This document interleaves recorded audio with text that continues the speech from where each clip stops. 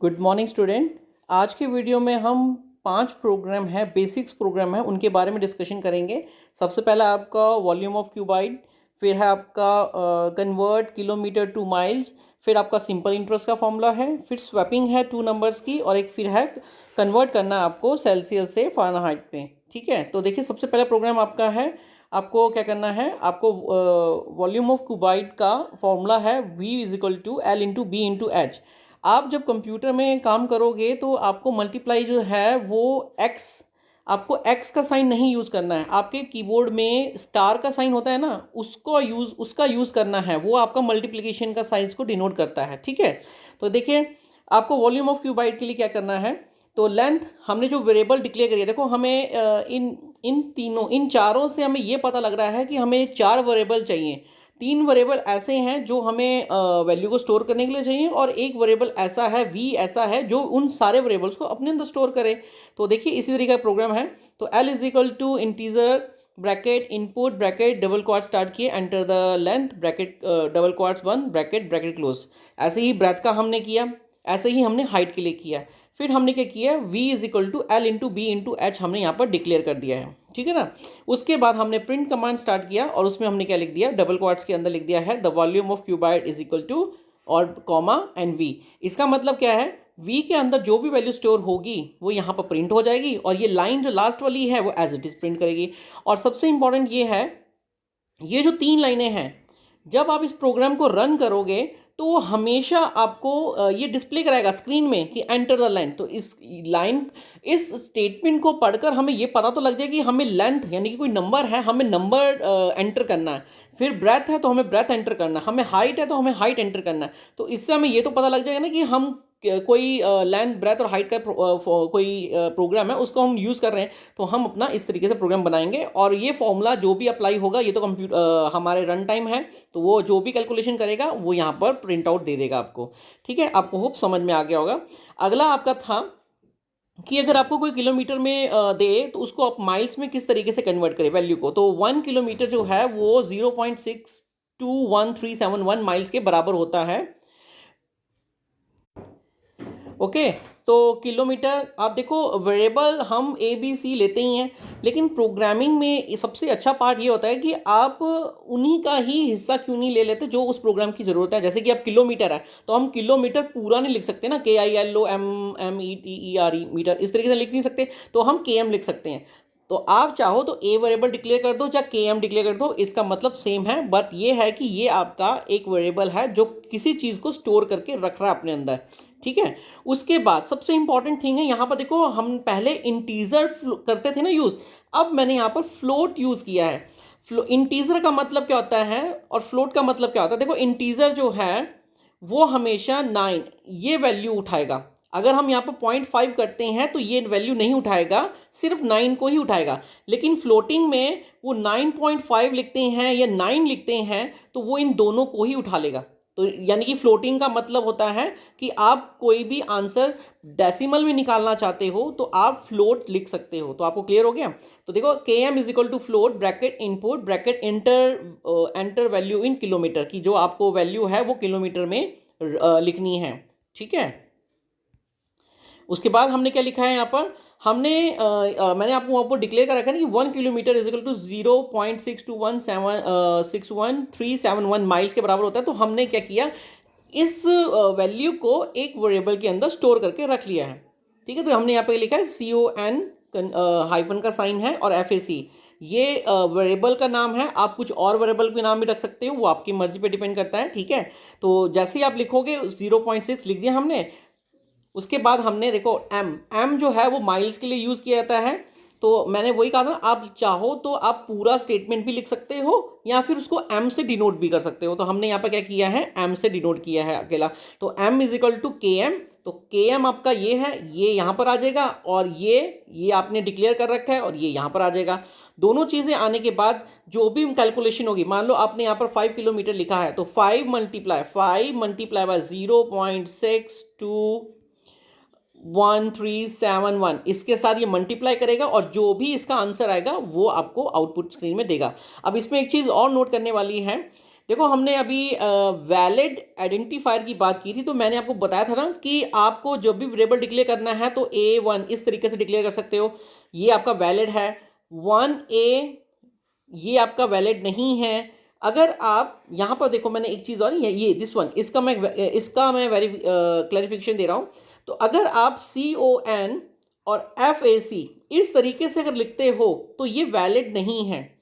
Minus का sign भी valid नहीं होगा, लेकिन अंडरस्कोप का साइन जो यहाँ पर आप लगाते हो ना, अंडरस्कोप, ये वैलिड होता है। तो अंडरस्कोप से ये दोनों वर्ड जो है आपस में जुड़ जाते हैं। तो ये आपके पॉइंट्स हैं, नोट डाउन कर सकते हो इस चीज़ को। उसके बाद देखिए हमने फॉर्मूला पुटिंग कर दिया, उसके बाद प्रिंट कमांड दिया KM। KM आपका किलोमीटर है, तो ठीक है। यहाँ पर हमने देखो, मैंने यहाँ पर लिखा 5, यहाँ पर मैंने 5 है तो आपका 5 आ गया। मैं आपको आउटपुट बता रहा हूँ कि जब आपका सब कुछ रन हो जाएगा तो आप क्या करोगे। तो 5 हमने डाला, तो 5 यहाँ पर आएगा 5, फिर 5 kilometer is equal to M कितना है, जो भी कैलकुलेशन करके निकलेगा वो यहाँ पर, और M माइल्स डबल क्वाड्स के अंदर है, और बस सर्कल हमने ब्रैकेट क्लोज कर दिया लास्ट में। तो ये आपका प्रोग्राम इस तरीके से बनेगा। आप इसको रन करके देखिए, आपका आंसर बिल्कुल सही आएगा। आपको क्लियर हुआ। मैंने अभी इस प्रोग्राम को जब बना रहा हूँ तो मैं आपको कुछ टिप्स भी दे रहा हूँ कि कौन सी चीज़ें होनी, तो उनको आपको ध्यान से लिखना भी है और अंडरस्टैंडिंग भी करके रखना है। ओके, नाउ यहाँ पर मैंने कुछ और भी लिखा है, ये भी बहुत इंपॉर्टेंट है, आपको पता होना चाहिए। देखो यहाँ पर मैंने क्या लिखा है, हैश का यूज़ कर रखा है। हैश का यूज़ हम क्यों करते हैं, अगर सिंगल लाइन कमेंट करना हो तो हम हैश का यूज़ करते हैं। आपने याद होगा, आपने HTML पढ़ा, HTML नहीं पढ़ा आपने, लेकिन फिर भी चलिए छोड़ो, उसको छोड़ो। तो हैश का मतलब क्या होता है, आप एक सिंगल लाइन कमेंट करना चाहते हो तो आप कर सकते हो। अब कमेंट क्या है, comment means we use for explaining the things in coding, कि अगर आप किसी चीज़ के बारे में एक्सप्लेन करना चाहते हो तो आप हैश का यूज़ कर सकते हो। It will show only the coding, कि ये जो आप अगर हैश का यूज़ करते हो, कोई स्टेटमेंट लिखते हो, तो ये सिर्फ कोडिंग का ही हिस्सा बनती है। आप जब प्रोग्राम को रन करोगे तो वो आउटपुट स्क्रीन में नहीं दिखाई देती है। तो ये आपका इंपॉर्टेंट है। हैश का मतलब है कि सिंगल लाइन कमेंट होता है, और मीनिंग आपको मैंने बता दिया। ठीक है, आपको समझ में आ गया होगा। अब देखो यहाँ मैंने हैश लिखा है ना, आपको ये लग रहा होगा कि मैंने हैश क्यों बोला। देखो मैंने यहाँ पर भी हैश लिखा हुआ है। अगर आप एक प्रोग्राम बनाओगे और प्रोग्राम बनाते समय अगर इस तरीके से डिस्क्रिप्शन अगर आप अपने प्रोग्राम में दे दोगे हैश के साथ, तो ये लाइन सिर्फ कोडिंग का हिस्सा बनेगी, आउटपुट का हिस्सा नहीं बनेगी। और यहाँ पर आप उनको बता भी रहे हो कि जो 1 किलोमीटर होता है वो इतने के बराबर होता है। यहाँ पे मैंने देखो एक हैश लगा रखा है, volume is equal to this. ठीक है ना, मैं हर प्रोग्राम में इस तरीके से इसलिए लगा रहा हूँ कि ये भी कोडिंग का हिस्सा है। आप इनको भी लिख सकते हो, बता सकते हो, ये कमेंट है। ठीक है, उसके बाद आपका अगला प्रोग्राम आता है सिंपल इंटरेस्ट का। तो सिंपल इंटरेस्ट का फॉर्मूला है आपका P/R/T, principal rate in time. सबसे इंपॉर्टेंट कि P, आप यहाँ पर मैंने सारी चीज़ें कैपिटल में ले रखी हैं, तो जो चीज़ हम लोग डिक्लेयर करते हैं वो आप कैपिटल में ले सकते हो, लेकिन जो थिंग्स कीवर्ड्स हैं, पाइथन के अपने कीवर्ड्स हैं, वो सब स्मॉल लेटर्स में आते हैं। तो यहाँ पर देखो P integer input enter the principal amount, R input enter the rate amount, T is equal to integer input enter time. फिर हमने SI का फॉर्मूला अप्लाई कर दिया P/R/T, उसके बाद ब्रैकेट प्रिंट स्टार्ट किया, सिंपल इंटरेस्ट इज SI, उसको call करवा दिया। तो जो भी इसका आंसर होगा वो आपको अप्लाई में आ जाएगा। ठीक है, तो सिंपल प्रोग्राम है, आप ये इजीली कर सकते हो। ये बेसिक्स प्रोग्राम है। उसके बाद बहुत ही इंपॉर्टेंट प्रोग्राम है, ये बहुत इंपॉर्टेंट प्रोग्राम है, स्वैपिंग प्रोग्राम। स्वैपिंग का मतलब होता है कि आपने ये मैं एग्जांपल दे रहा हूँ, आपने क्या किया, रन टाइम A की वैल्यू 5 डिक्लेयर की, B की वैल्यू 7 डिक्लेयर की। जब इसका रिजल्ट निकलेगा तो A की वैल्यू 7 हो जाएगी और B की वैल्यू 5 हो जाएगी। तो ये इसको हम स्वैपिंग कहते हैं, स्वैप करना। ठीक है, तो प्रोग्राम देखो किस तरीके से बना रखा है मैंने। ठीक है, आपको इजी वे में समझ आ जाएगा, अंडरस्टैंड हो जाएगा। तो देखिए स्वैपिंग क्या है आपका, x is equal to input, उसके बाद हमने एंटर वैल्यू लिखा हमने। ठीक है, y is equal to input enter value, हमने दो वैल्यू बाहर रन टाइम करने के लिए इस तरीके से कॉल करवा लिया। हमें यहाँ पर इंटीजर भी लिखने की ज़रूरत नहीं है, क्योंकि आपको मालूम ही है हमें यहाँ पर स्वैपिंग करना है, प्लस माइनस डिवाइड मल्टीप्लाई कुछ नहीं करना है, तो वो value as it is as a string लेके चलेगा। ये आपको मैंने स्टार्टिंग लेक्चर में बताया था कि जो भी आप इंटीजर इनपुट करवाते हो बिना किसी इंटीजर या फ्लोटिंग के थ्रू, तो वो आपका डिफॉल्ट स्ट्रिंग मानकर चलता है, ठीक है। उसके बाद हमने प्रिंट लाइन दी, प्रिंट में हमने ब्रैकेट स्टार्ट किया, डबल क्वाट से लगा बिफोर स्वैपिंग, ब्रैकेट क्लोज किया, कॉमा लगाया, X Y and bracket close, ये लाइन आपको दिख रही होगी, ठीक है। उसके बाद हमने फॉर्मूला पुटिंग किया z is equal to X. अब हमने क्या किया, दो वेरिएबल तो ऑलरेडी डिक्लेयर हो रखे थे, हमने एक z वेरिएबल और लिया। z यहाँ पर देखो मैंने कमेंट, ये कमेंट लाइन है, ये सिर्फ आउटपुट का सॉरी प्रोग्रामिंग का हिस्सा है, आउटपुट का नहीं है। तो z क्या है, एक वेरिएबल है जो कि एक टेम्परेरी वेरिएबल को अपने अंदर स्टोर करके रख रहा है। तो क्या टेम्परेरी वेरिएबल स्टोर कर रहा है, x की वैल्यू को। तो अगर मान लो हमने x 5 दिया है और y 7 दिया है, तो अभी इस कंडीशन के हिसाब से, ये जो कंडीशन है ना, इसके हिसाब से z की वैल्यू कितनी हो गई, 5। अब z की वैल्यू अगर 5 हो गई है, तो अब हमारे पास जो x है उसके अंदर भी 5 वैल्यू है, ऐसा नहीं कि 5 वैल्यू नहीं है।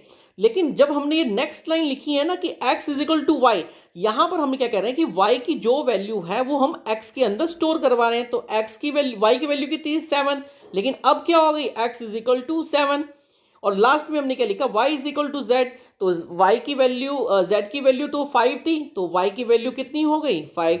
तो यहाँ पर क्या हुआ, देखो पहला ये आपका x था और ये y था, तो x के अंदर 5 था, y के अंदर 7 था। अब यहाँ पर क्या हुआ, स्वैपिंग होने के बाद तो आपके अंदर x के अंदर 7 हो गया, y के अंदर 5 हो गया।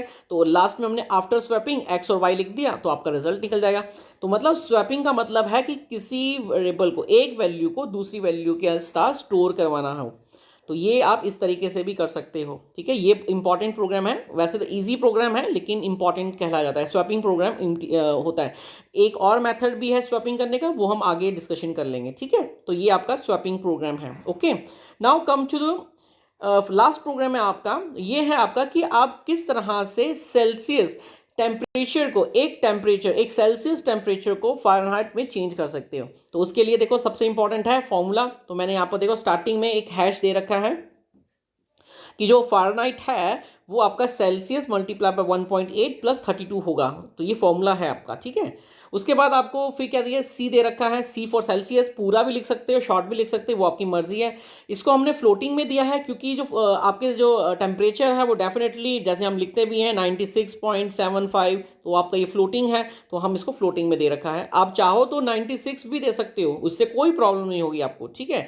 तो ये आपका फ्लोटिंग में आ गया। इनपुट करवाया हमने, एंटर टैम्प इन सेल्सियस, ठीक है, जो टेम्परेचर है वो आपने सेल्सियस में देना है।